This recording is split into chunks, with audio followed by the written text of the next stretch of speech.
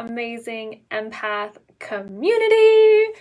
We are back with some free coaching with Sarah calls. These had been really transferred over to the podcast for a while, and now they are back inside of this group. So I'm super excited to be supporting you and going through some of these questions today.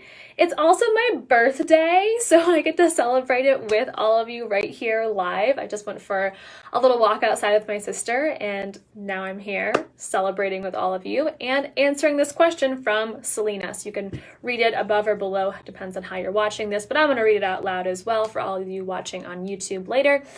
Selena writes, how to build intuition with coaching calls / IG lives. I find myself getting stuck, rehearsing, and having to write a whole bunch of notes for every call / live, but I really want to build my intuition.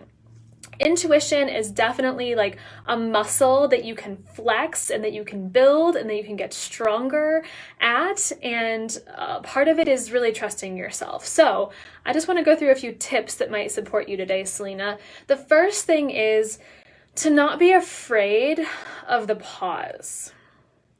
The pauses in a coaching call or an IG live or a Facebook live are actually really sacred.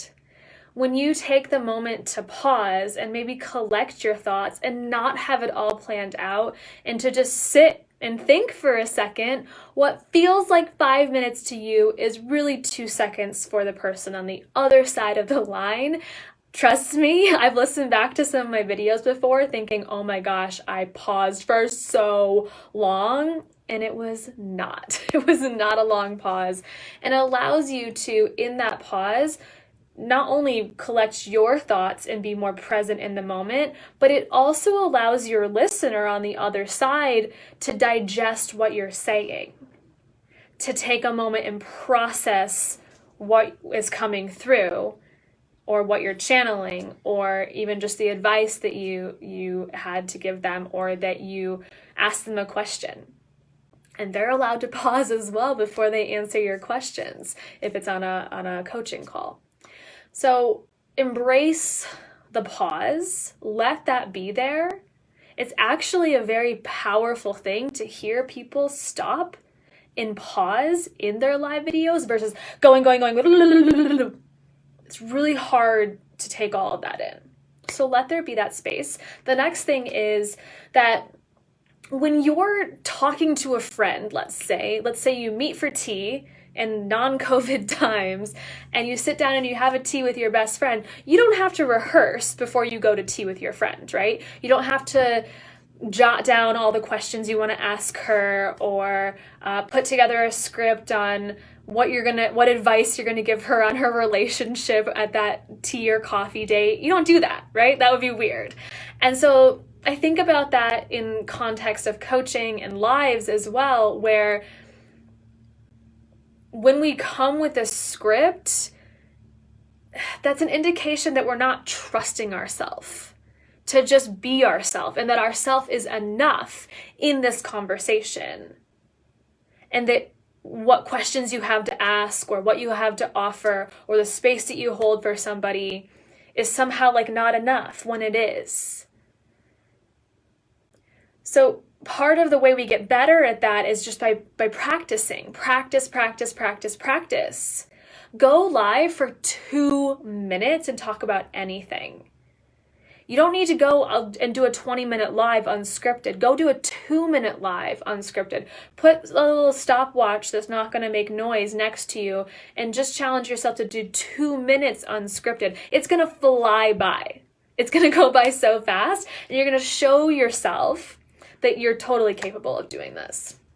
The other thing you can do is a little bit of a ritual before any of these lives or group coaching calls or one-on-one client calls, and take a moment before you push live, before you go into the Zoom room or wherever it is, and call in your guides, call in your intuition, call in God, whatever you connect to, and take that moment as a little ceremony, a little ritual beforehand to open up your channel, open up that intuition, open up the third eye. So it's not just an afterthought like, ooh, I should be using my intuition right now. And instead it's with you and you're fully in it. You're fully embodied in that intuition the entire length of that live or of that call.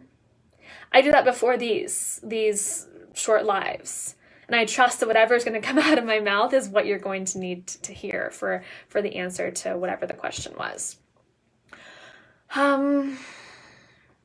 This is also something that I talk about inside of Ready, Set, Record, which is my podcasting and live video course.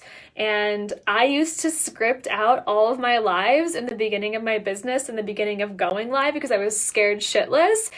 And you could tell.